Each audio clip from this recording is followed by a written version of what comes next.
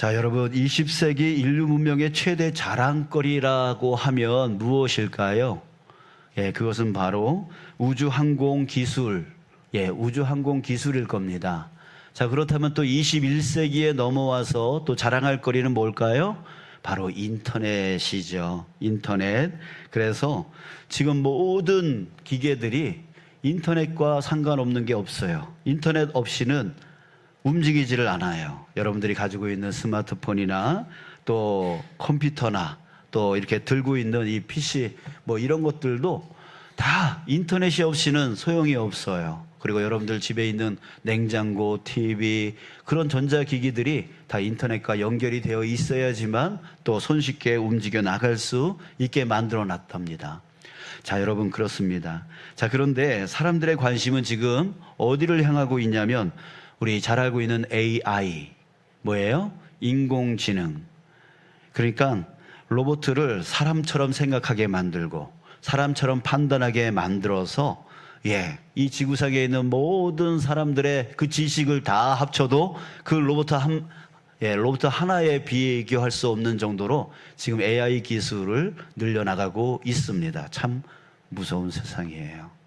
지금 앞으로 어떻게 더 발전시켜 나갈지 아무도 알 수가 없습니다. 그럴 때에 그 가운데에서 참 인간이 이렇게 발전되어질 때에 뭐 혜택도 많이 있겠죠. 편리함도 많이 있겠죠. 도움도 많이 되겠죠. 그런데 두려움이 오고 있어요. 인간이 이렇게 해서 어떻게 될까? 어떤 길로 가게 되어질까? 이런 두려운 마음도 생기게 되어집니다. 바로 성경 말씀, 오늘 본문 말씀을 보면 그 두려움이 현실로 올 수 있다라고 하는 생각을 갖게 만듭니다. 오늘 본문 말씀은 우리가 잘 알고 있는 바벨탑 사건을 말해주고 있습니다. 3절에서 이렇게 말합니다. 서로 말하되 자, 벽돌을 만들어 견고히 굽자 하고 이에 벽돌로 돌을 대신하며 역청으로 진흙을 대신하고. 자, 여기서 벽돌이라고 하는 단어와 역청이라고 하는 단어가 나옵니다. 이것들은 당시로 본다면 오늘날의 인터넷과 인공지능, 인터넷과 인공지능을 만들어낸 것과 같은 혁명적인 산물입니다. 벽돌, 그거 우리에게는 지금 아무것도 아니지만, 역청, 그거 아무것도 아니지만 그 당시에는요, 인터넷과 인공지능과 같은 아주 놀라운 산물이었단 말이에요. 그 이전만 해도 사람들은 어디서 살았어요? 동굴 안에서 살았어요. 그리고 돌을 가져다가 옮겨다가 그리고 그것을 갖고 집을 짓고 살았습니다. 자, 그런데 흙으로 그것을 불에 구워서 벽돌을 만들어요? 놀라운 일이죠. 또 역청이 뭡니까? 역청을 누구는 꿀이라고 말하는 사람들이 있더라고요. 그거 아니고 그거는 석청이고요.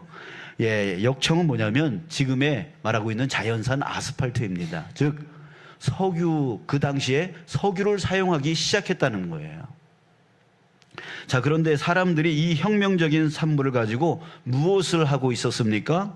4절 우리 함께 읽을까요? 가장 핵심적인 말씀인데요. 4절 같이 읽겠습니다. 시작. 또 말하되 자, 성읍과 탑을 건설하여 그 탑 꼭대기를 하늘에 닿게 하여 우리 이름을 내고 온 지면에 흩어짐을 면하자 하였더니. 인류의 큰 문제가 바로 여기서 보여주고 있습니다. 그 문제가 무엇입니까? 그 벽돌과 역청을 가지고 성읍과 탑을 만드는 거, 그게 문제일까요? 아니에요. 성읍과 탑을 만드는 게 그게 문제가 아니라, 여러분, 항상 사람의 마음이 문제인 거죠. 그 성읍과 그 탑을 만드는 목적이 무엇이냐 이거예요. 그 목적 안에는 사람의 마음이 들어가 있잖아요. 그러기에 진짜 문제가 무엇이냐면 바로 그것을 건축하는 목적이 무엇이냐에 있다는 거예요. 세 가지를 오늘 본문에서 말해주고 있습니다. 여러분, 한번 비교해 보십시오. 지금 인터넷과 인공지능을 더 발전시켜서 사람같이 생각하고 사람같이 판단하는, 그리고 사람보다 월등하게 비교도 될 수 없는 그런 지식의 존재를 지금 사람이 만들어가고 있는데요. 이것이 지금 이 바벨탑 사건과 어떤 연관이 있는지, 그리고 우리가 지금 앞으로 어떤 길로 나가고 있는지, 이 세상이 어떤 길로 나가고 있는지를 여러분 한번 살펴보셨으면 좋겠습니다. 자, 첫 번째는 4절을 우리 다시 한번 보면 이렇게 말합니다. 성읍과 탑을 건설하여 그 탑 꼭대기를 하늘에 닿게 하여. 하늘에 닿게 하여. 자, 그들이 바벨탑을 쌓은 첫 번째 이유는 뭐냐면 하늘에 닿기 위해서였습니다. 이 탑은 사람이 사는 건물을 얘기하는 게 아니라 일종의 신전이었습니다. 우리 역사책에 보면은 지구라트라고 하는 사진이 나오는데요. 이것이 바로 이때 만든 이 바벨탑도 그 지구라트의 한 종류였습니다. 이것을 왜 지었냐면 인간 기술의 위대함을 드러내기 위한 건물이었다라고 하는 거예요. 즉 하나님을 만나기 위해서 이 신전을 지은 게 아니라 하나님께 도전하기 위해서 이 신전을 만들었다는 거예요. 우리도 이렇게 높이 세울 수 있다. 우리도 이렇게 훌륭하게 세울 수 있다. 이거 자랑하려고요. 그래서 하나님과 동등되게 해서 이제 더 이상 하나님을 의지하지 않고도 사람 힘으로 살아갈 수 있다라고 하는 것을 보여주기 위해서 이 바벨탑을 지었다라고 하는 거예요. 이제는 하나님 필요 없어. 벽돌로 성읍과 탑을 건설하면 우리 힘으로 얼마든지, 하나님 필요 없이 우리 힘으로 얼마든지 살 수 있어. 이런 생각을 하는 겁니다. 그런데 여러분, 이 지구라트라고 하는 이 건물의 사진을 우리가 인터넷이나 아니면 매체를 통해서 볼 수가 있는데요. 사실 이게 지금에 비하면 높지 않아요. 높은 건물이 아니에요. 자, 그런데 당시 사람들에게는요, 기술의 혁명을 이룬 것이었습니다. 사람들은 벽돌을 만들고서는 자기들이 마치 뭐든지 다 할 수 있는 것처럼 그렇게 생각을 했다라고 하는 거죠. 여러분, 이게 인간이에요. 사실 인터넷, 인공지능, 이것이 아무리 발전한다 할지라도 여러분, 하나님 앞에서 아무것도 아닌 거예요. 그저 우리는 그것을 보고 인간의 혁명이야. 이것을 통해서 우리는 뭐든지 할 수 있어. 이렇게 생각을 하지만 여러분, 전지전능하신 하나님 앞에서는 아무것도 아니라는 거예요. 그런데 이걸 갖고 우리는 다 모든 걸 할 수 있어. 우리는 모든 사람들을 고칠 수 있고 우리는 모든 것을 다 이룰 수 있어. 이렇게 생각하는 거예요. 바벨탑 사건 때의 그 사람들이나 지금 현재 살아가고 있는 우리들에게나 똑같다라는 거죠. 그러면서 하나님을 무시합니다. 하나님 없어도 우리는 어떤 병도 고칠 수 있고, 하나님 없이도 우리는 어떤 하나님과 같이 사람 같은 그런 로봇도 만들 수 있어. 이렇게 하나님을 무시하는 거예요. 여러분, 성경에서 말하는 죄가 뭡니까? 여러분, 죄가 뭐예요? 어떤 사람들은 나는 죄를 지은 적이 없어요. 아니, 무슨 죄를 지은 적이 없는데 무슨 회개를 하란 말이에요? 이렇게 말을 합니다. 여러분, 그 사람은 죄가 뭔지 모르는 사람이에요. 그저 살인하고 강도짓하고 남의 것 뺏고 등등의 이런 것들을 죄라고만 생각을 하는데요. 성경이 말하고 있는 죄, 하나님이 말씀하고 있는 죄는 그런 게 아니에요. 죄의 근본은 바로 하나님과 떨어진 상태를 말합니다. 그런데 죄의 핵심은 자기가 하나님이 되는 것입니다. 하나님이 필요 없다고 하는 거예요. 이것은 하나님에 대한 도전이고 교만인 것이죠. 자기가 하나님처럼 되어서 하나님처럼 되어 보겠다는 거예요. 이처럼 자기가 자기 삶의 주인인 것처럼 행세하면서 하나님 자리를 자기가 앉아버리는 것, 이게 바로 죄라고 하는 거예요. 여러분, 죄 지으셨습니까? 안 지으셨습니까? 여러분, 아담과 하와가 타락한 이유도 바로 이것이에요. 그들은 사탄의 유혹에 넘어가서 뭐 한 거예요? 열매를 따먹었어요. 여러분, 그게 왜 죄입니까? 바로 하나님처럼 되어 보려고 열매를 따먹은 거예요. 그래서 하나님의 명령을 어기고 열매를 따먹은 거예요. 하나님처럼 되어 보려고. 사실 사람은 누구나 자기가 하나님처럼 되려는 마음을 다 갖고 있습니다. 우리는 겉으로 내가 하나님이다 라고는 하잖아요. 그러나 삶을 보면 어떻습니까? 자기 마음대로 해요. 다른 사람도 자기 뜻대로 조정하려고 해요. 부모가 어떻게 합니까? 자녀를 자기 마음대로 하려고 해요. 자기가 원하는 대로 만들려고 해요, 자녀들을. 이게 뭐예요? 자기가 하나님 되려고 하는 거예요. 또 자녀들은 부모가 말할 때 어떻게 해요? 싫다고 해서 말 안 듣습니다. 자기 마음대로 하려고 해요. 이게 뭐예요? 자기가 하나님 되려고 하는 거예요. 자기가 하나님이라고 말하지는 않지만 자기 마음대로, 자기 생각대로, 자기 뜻대로 하려고 하는 것, 이것이 뭐예요? 바로 자기가 하나님 되려고 하는 그런 모습이라고요. 부부간에도 역시 마찬가지입니다. 서로 자기 마음대로 하려고 해요. 그래서 갈등이 만들어지죠. 사회 안에서도 왜 갈등이 만들어집니까? 서로 자기 마음대로 하려고 하니까, 자기가 하나님 되려고 하니까, 자기가 조정하려고 하니까 상대방을 내 마음대로, 내 생각하는 대로, 내가 좋아하는 대로 움직이려고 하는 거예요. 사실 교회 안에서도 마찬가지입니다. 우리가 신앙생활을 하고 이렇게 예배를 드리지만 많은 경우에 있어서 하나님은 예배 때만 하나님이 되어집니다. 우리 삶을 보면 하나님은 하나님이 아니에요. 내가 하나님이 될 때가 많습니다. 자, 생각해봐요. 이 예배당을 나가는 순간 정말 하나님이 내 주인 되어지는 그런 삶을 사십니까? 하나님이 기뻐하실 만한 생각, 하나님이 기뻐하실 만한 말, 하나님이 기뻐하실 만한 그 행동을 하고 살아가요? 우리가 하나님을 믿는다고 하지만 실제로 뭘 결정하고 선택할 때 어떻게 해요? 그저 내가 원하는 대로 결정하잖아요. 내가 하기를 원하는 대로 선택하잖아요. 하나님 앞에서 하나님, 나 이거 어떻게 해야 돼요? 여러분 질문하시고 선택하시나요? 질문하시고 하나님 앞에 의지하고 하나님께서 말씀하실 때까지 기다리다가 하나님이 말씀하시면 그때서야 순종하면서 나가시는 분 계세요?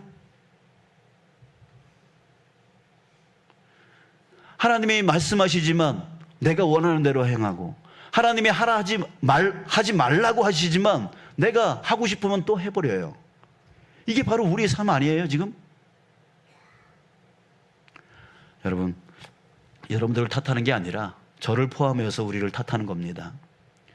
우리가 진정 하나님을 믿고 살아가지만, 하나님을 하나님으로 여기며 산다고 하지만 실제적인 삶을 보면 내가 원하는 대로, 내가 하고 싶은 대로, 내가 하나님이 되어져서 내가 결정하고 내가 선택하고 살아가는 삶을 살아가는 거예요. 그 기준이 무엇입니까? 편안함. 그렇게 하니까 편안한 거예요. 하나님의 시간에 나를 맞추는 게 아니라 내 시간에 하나님을 맞추려고 해요. 하나님이 하라 하시는 말씀에 나를 맞춰 나가는 게 아니라 내 습관대로, 내 습관에 하나님을 맞춰갑니다. 예배 시간에 왜 늦어요? 내 시간에 맞추기 때문인 거 아니에요? 그런 식으로 우리가 지금 살아가고 있단 말이에요. 성경을 요약하면 뭘 말하고 있습니까? 하나님을 사랑하라, 이웃을 사랑하라. 이것이 성경 전체의 내용입니다. 자, 그런데 하나님 사랑이나 이웃 사랑과 상관없이 그냥 내가 좋으면 하고 내가 싫으면 안 합니다. 내가 지금 이 행동을 함으로, 이 말을 함으로 하나님이 기뻐하실까? 이런 고민 안 합니다. 그저 내가 좋으면 하는 겁니다. 내가 싫으면 하지 않는 겁니다. 내가 이 행동을 함으로, 이 말을 함으로 이웃이 상처를 받을까? 안 받을까? 이런 고민을 합니까? 아닙니다. 내가 원하면 그냥 말합니다. 내 감정이 상하면 그냥 퍼붓습니다. 이것이 무엇이에요? 바로 내가 하나님 노릇하는 삶입니다. 사람은 이런 경향을 갖고 있는 거죠. 이것은 아담과 하와 때부터 있었고 바벨탑 사건에서 가장 극명하게 드러난 것입니다. 이제 바벨탑을 쌓은 두 번째 이유를 함께 나눕니다. 4절 다시 한번 보면 중간에 이렇게 말합니다. 우리 이름을 내고. 사람들이 바벨탑을 쌓은 두 번째 이유는 바로 자신들의 이름을 내기 위해서였습니다. 그들이 벽돌과 역청을 사용할 수 있었던 이유가 뭐죠? 하나님이 창조해 주셨기 때문이죠. 그렇기 때문에 그들이 역청과 벽돌을 사용할 수 있었던 것은 바로 하나님 덕분이죠. 하나님 때문이었죠. 그러나 그들은 하나님의 이름을 내는 것이 아니라 자신들의 이름을 내려고 했다는 거예요. 야, 우리가 이걸 했다. 우리가 최고다. 우리를 좀 봐라. 우리가 이 정도다. 자신의 이름을 드러내려고 한다는 거예요. 자, 그렇게 자기의 이름을 내고 자신들을 알아주기를 원했던 것이에요. 자, 여러분, 인간은 누구나 인정받고 싶은 욕구가 있습니다. 스타가 되기를 원하죠. 자, 그런데 겉으로는 나는 스타다라고도 하지 않아요. 그러나 사실 속으로는 내가 이런 위대한 일을 한 사람인데 좀 알아다오 하는 마음을 다 갖고 있다는 거예요. 이 교회에서도 역시 마찬가지예요. 나를 좀 알아다오 하는 마음, 그 마음을 갖고 있어요. 저도 그렇고 여러분들도 그렇고. 저는 지난 우리 한마음 축제 때 이걸 깨달았어요. 내 마음 안에 이런 마음이 있구나라고 하는 걸 깨달았어요. 왜냐하면 제가 지금 감기 증세가 좀 있습니다. 그래서 지난 한마음 축제 때 이제 움직이지 않고 제자리에 가만히 이제 앉아 있었어요. 자, 그런데 마음에 어떤 마음이 드냐면 배구를 하는데, 야, 저거 내가 하면 잘할 텐데, 저 사람보다 잘할 텐데, 항상 제 마음, 계속 제 마음 안에 그 공 놓친 사람 보면서 막 속으로 욕하고 있는 거예요. 아, 저 사람보다 내가 잘할 텐데. 여러분, 내가 나가서 하면 더 잘하고 더 드러나고 싶은 그런 마음들이 내 안에서 계속 생기더라고요. 오늘 이 설교를 하게 하려고 하나님께서 그 경험을 하게 하신 것 같아요. 일부러 감기에 들어서 거기에 나가지 못하게 하신 것 같아요. 자, 여러분, 그렇더라니까요. 제 마음이 그렇더라니까요. 여러분들은 너무 겸손해서 그렇지 않죠? 그렇지 않으시죠? 네, 제가 할 말이 없네요. 네 하니까 할 말이 없네요. 웬걸요? 똑같죠, 뭐. 저도 그렇고 여러분들도 그렇고 우리 마음 가운데서는 항상 스타가 되고 싶고 항상 드러나고 싶은 거예요. 남들보다 더 잘하고 싶고 더 위에 있고 싶은. 그래서 반대의 현상이 일어나면 어떻게 해요? 분노가 치밀어 올라오죠. 남들이 나를 무시하거나 나를 깔보는 말을 듣게 되어지면 막 속에서 분노가 일어나요. 남편이 나한테 막 여자가 뭘 한다고 그래? 이러면 속에서 그냥 불이 일어나죠. 아내가 남편한테 돈도 못 벌어오는 것들이 아니죠. 돈도 못 벌어오는 것이 하면은 속에서 막 올라오죠. 그게 뭐예요? 내 이름을 드러내고 싶고 인정받고 싶은 그런 욕구가 우리 마음 안에 있는 거예요. 여러분, 우리 사람은 자꾸만 인정받고 싶고 이름을 드러내고 싶은 그런 욕구가 있단 말이에요. 여러분, 그러나 우리의 목적은 우리의 이름을 드러내는 것이 아닙니다. 누구의 이름을 드러내야 됩니까? 바로 하나님을 드러내는 삶이어야 되는 거죠. 그러기에 우리는 이 예배가 하나님께 초점 맞춰지도록 끊임없이 깨어서 노력해야 돼요. 설교자가 드러나면 안 됩니다. 성가대가 드러나면 안 됩니다. 안내자가 드러나면 안 됩니다. 다른 어떤 사람이 드러나서는 안 되는 것이에요. 그렇게 섬기는 이유는 오직 하나님을 드러내기 위해서입니다. 하나님께 영광을 올려드리기 위해서 우리가 섬기는 거지, 나를 드러내기 위해서 섬기는 것이 아니에요. 자, 여러분, 우리 모두가 하나님만 드러내려 한다면 여러분, 교회에서나 가정에서나 직장에서나 그 어느 곳에 있든지 간에 이거 하나 없어집니다. 완전히 사라져버립니다. 뭐가 사라질까요? 바로 싸움이 사라집니다. 다툼이 사라져요. 나를 드러내려고 하니까, 나의 생각을 드러내려고 하니까, 그것을 주장하려고 하니까, 아유, 반찬 이게 좋아요, 저게 좋아요, 이렇게 하는 거예요, 저렇게 하는 거예요. 자기 것을 드러내면 드러낼수록 그 안에서 무엇이 일어나냐면 싸움과 다툼, 갈등이 일어나게 되어 있어요. 그러나 하나님이 드러나게 하려고, 하나님께 영광 올려드리려고 자기를 내려놓는 자들 안에서는 다툼이 일어나지 않는 거예요.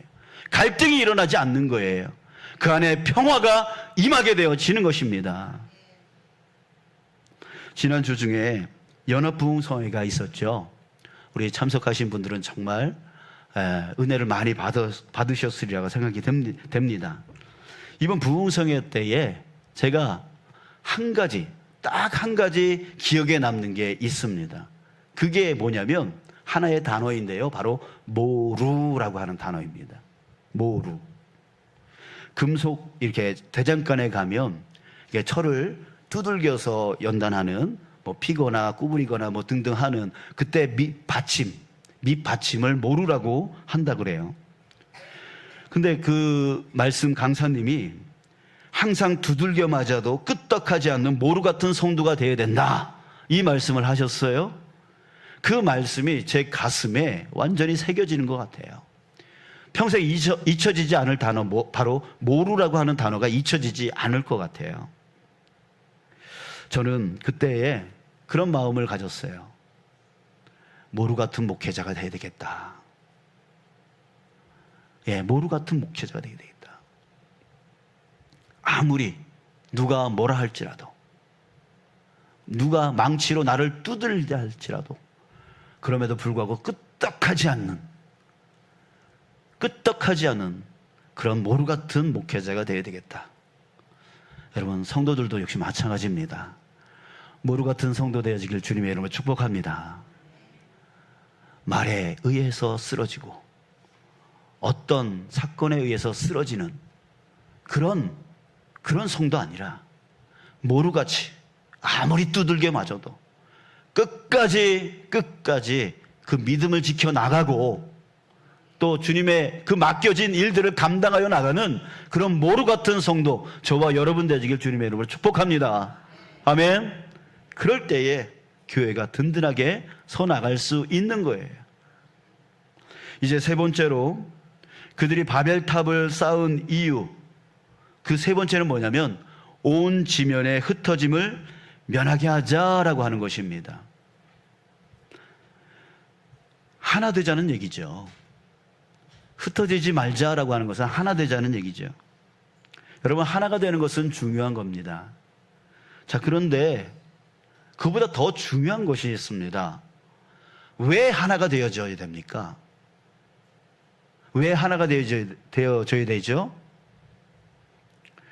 여러분, 조폭들을 한번 생각해 보세요. 이들이 얼마나 하나가 되어집니까? 왜?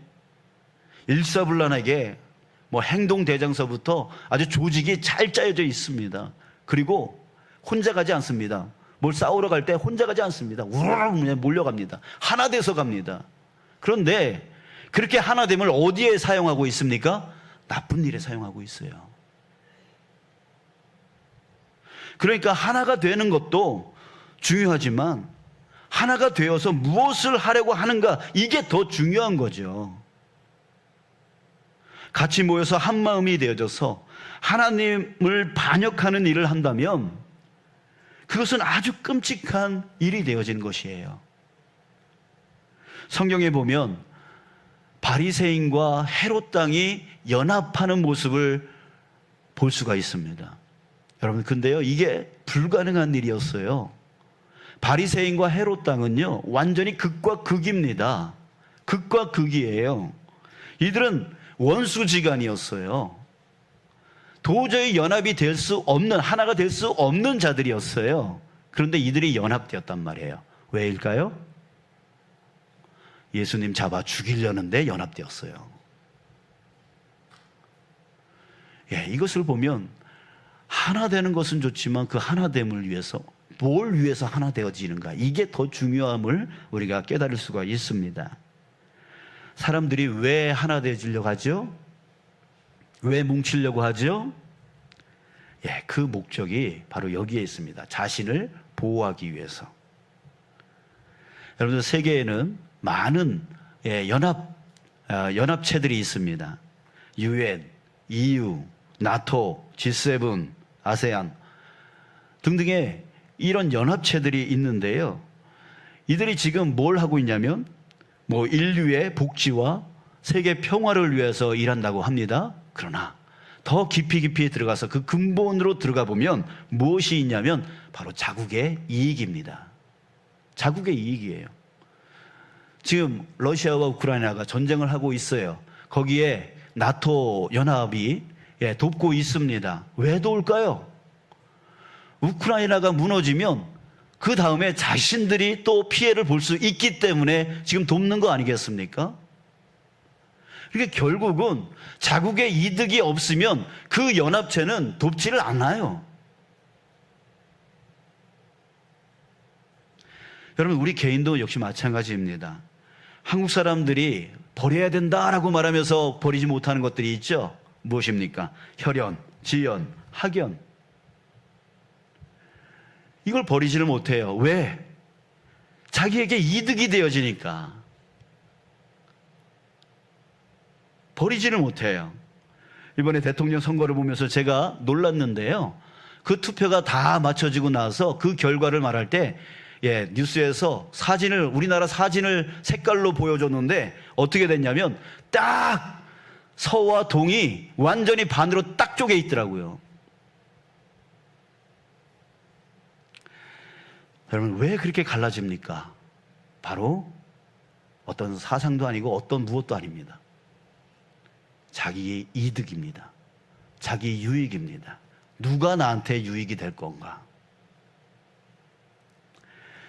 이 모든 것의 근본적인 이유가 바로 여기에 있는 거예요. 오직 자기 자신만을 위하려는 인간의 본능에 있다는 거예요.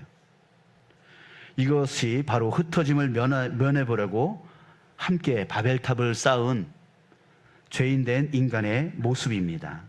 자, 여러분, 지금까지 우리 사람들이 바벨탑을 쌓은 이유에 대해서 우리 함께 나눴는데요. 이에 대해서 하나님은 어떻게 하셨습니까? 말씀에서 보듯이 하나님은 인간의 언어를 혼잡하게 하셨고 사람들이 흩어지게 만들어서 바벨탑을 더 이상 쌓지 못하게 만드셨습니다. 자, 여러분, 왜 이렇게 하셨을까요? 왜 흩어지게 하셨을까요? 그냥 생각하면 이들이 죄를 지으니까 벌을 내리셨구나. 여러분, 이렇게 생각을 하는데요. 아니에요. 여러분, 하나님은 미움으로 우리를 대하지 않으십니다. 이 세상을 대하실 때 미움으로 대하지 않으십니다. 무엇으로 대하십니까? 사랑으로 대하신다는 거예요. 여러분, 사랑하기 때문에 흩으신 거예요. 왜요?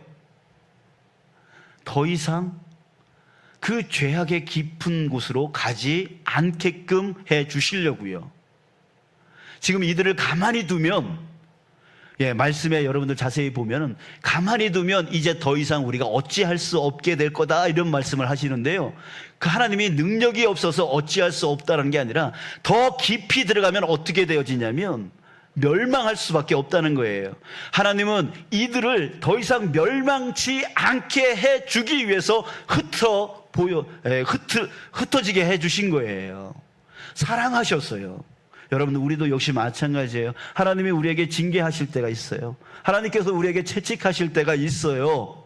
그러면 그때 우리는 오해할 때가 있습니다. 하나님, 나 미워하시는구나. 하나님, 나 떠나셨구나. 이런 생각하고 있는 분들이 계시는데요. 아니에요. 하나님은 사랑의 하나님이십니다. 더 깊은 죄악 가운데 나아가지 못하게, 멸망에 다다르지 않게 하기 위해서 하나님께서 우리에게 채찍하시는 거예요. 흩어지게 하시는 거예요. 더 이상 그 죄악 가운데 빠지지 않도록 해주시기 위해서 우리에게 채찍하여 주시는 거예요. 그것을 깨닫고 돌아오는 자는 하나님의 축복을 다시 받을 수 있게 되어집니다. 하지만 그것을 깨닫지 못하고 여전히 자신의 유익만 쫓아서 자기 원하는 대로, 자기 뜻하는 대로 살아간다면 결국 멸망할 수밖에 없어요. 하나님은 이스라엘 백성들을 사랑하셨지만 그들이 돌아서지 않음으로 인하여 결국 북이스라엘을 멸망당했고 남유다 멸망당했습니다. 그 사랑하는 백성들을 멸망케 하셨어요. 돌아서지 않으면 안 되는 거예요. 여러분, 오늘 이때에 여러분들이 하나님이 나를 벌 주시네 라고 한다면 여러분 기뻐하시길 축복합니다. 나로 돌아설 수 있게, 더 이상 그 죄 가운데 더 이상 빠지지 않게 하기 위해서 우리에게 그 일을 하고 계시는 거예요.